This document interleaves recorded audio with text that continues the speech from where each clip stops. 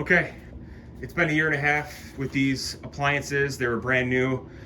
Purchased this house in June of 22, so it was time to blow out the gas dryer vent. It hasn't been done. I don't know when the last time it was done before we moved in, and thought, okay, now's a good time to do it. So these appliances are pretty much still brand new, only a year and a half old. And I wanted to show you some of the debris it blew out. So of course I want to keep this clean for safety purposes. A lot of fires start with dryer vents, but I looked outside into the vent coming in and there really wasn't too much debris that I could see, but sometimes it gets lodged up here. So, and of course down in here as well.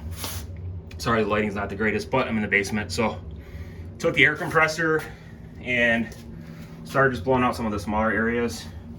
And then the hose, or the inlet, is right here. So I just put it on full blast with a leaf blower and blew it all out. Let's see if I can get some more debris. There's some of the debris that came out. So a lot of it gets lodged in some weird places. So, but for safety purposes and keep it running efficiently, thought it was time to do it. So let's see if anything else comes out.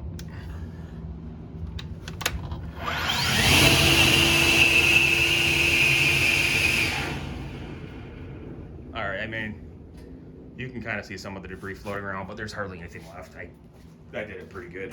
So obviously it's important to do that for safety purposes and to keep your appliances running long term for you know, most efficient use. So and then I also attached this to the hose itself right here and just blew it out to the outside, and I went out to see if there's anything out there, but this is pretty clear. So most of it was just some of the debris lodged in here, and then those big chunks came out. So actually that was pretty good amount. But other than that, that's pretty much it for maintenance for your dryer. So stay tuned for more videos. Please be sure to like and subscribe, and we'll see you next time. Thanks, guys.